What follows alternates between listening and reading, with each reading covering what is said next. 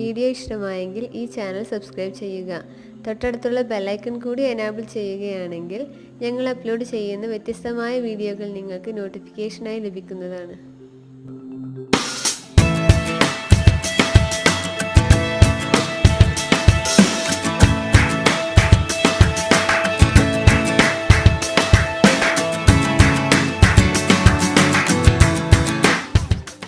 Hello നമസ്കാരം. അപ്പോൾ നമ്മൾ ഇന്ന് ഉണ്ടാക്കാൻ പോകുന്നത് കർക്കിടക മാസത്തിൽ ഉണ്ടാക്കുന്ന ഒരു പായസമാണ്. മരുന്നില എന്നാണ് പറയാറ്. ഇതിൻ്റെ ശരിക്കുള്ള പേരൊന്നും അറിയില്ല.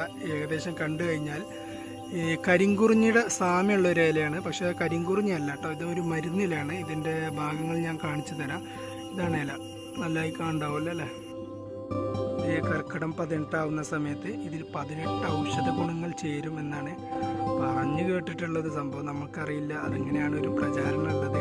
എന്തായാലും ഇതിന് വളരെ ഔഷധ ഗുണമുള്ള ഒരു ചെടിയാണെന്നാണ് പണ്ട് മുതലേ ഞങ്ങളൊക്കെ കഴിച്ചിട്ടുള്ളതും അല്ലെങ്കിൽ ഇത് കേട്ടറിഞ്ഞിട്ടുള്ളതും നമ്മുടെ തലമുറകളായിട്ട് കൊണ്ടുവന്നിട്ടുള്ളത്.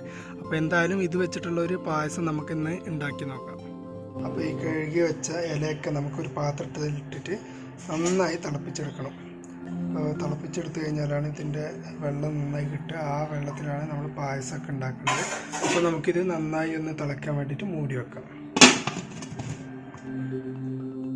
അപ്പോൾ ഇല വെന്ത് വരുമ്പോഴേക്കും നമുക്ക് കുറച്ച് ശർക്കര പാവ് കാച്ചി വെക്കാം.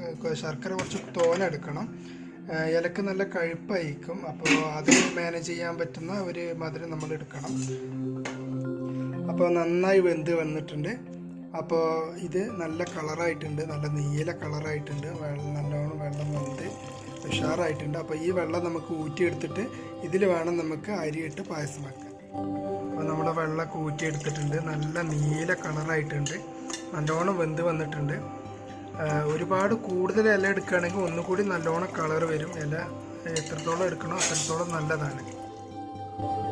അപ്പോൾ നമ്മൾ പച്ചരിയാണ് എടുത്തിട്ടുള്ളത്. അപ്പോൾ 1 കിലോ പച്ചരിയാണ് ഇപ്പോൾ വെക്കാൻ ഉദ്ദേശിക്കുന്നത്. 1 കിലോ ശർക്കര എടുത്തിട്ടുള്ളത്. അപ്പോൾ നമുക്ക് മധുരത്തിനനുസരിച്ചിട്ട് കൂടുതലോ കുറവായിട്ട് വെക്കാം. അപ്പോൾ ഈ വെള്ളത്തിൽ പച്ചരി നന്നായിട്ട് വേവിച്ചെടുക്കണം.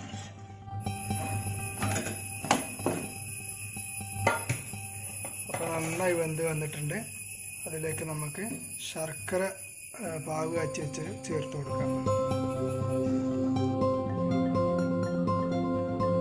ഇതിലേക്ക് കുറച്ച് തേങ്ങാപ്പാൽ കൂടി ചേർത്ത് കൊടുക്കാം, നല്ലൊരു ഫ്ലേവർ കിട്ടാൻ വേണ്ടിയിട്ടാണ്.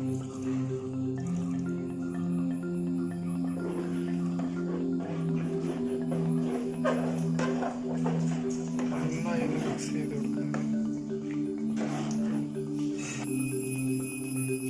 ഇനി ഇതൊന്ന് തിളക്കുന്നവരെ ഒന്ന് ചെറുതായിട്ടൊന്ന് തിളപ്പിക്കണം. ഒന്ന് അടച്ചു വെച്ചിട്ട് നമുക്ക് തിളപ്പിച്ചെടുക്കാം.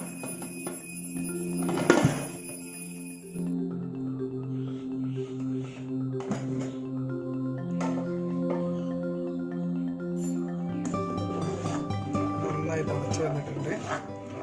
ഇത് നമുക്കൊരു പ്ലേറ്റിലേക്ക് മാറ്റാം.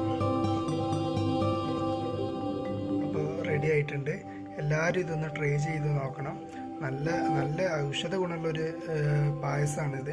ഈ കർക്കിടക മാസത്തിൽ എല്ലാവരും വെച്ച് കഴിച്ച് നോക്കണം. അപ്പോൾ ഈ വീഡിയോ ഇഷ്ടമായെങ്കിൽ ഈ ചാനൽ എല്ലാവരും ഒന്ന് സബ്സ്ക്രൈബ് ചെയ്യണം, സപ്പോർട്ട് ചെയ്യണം.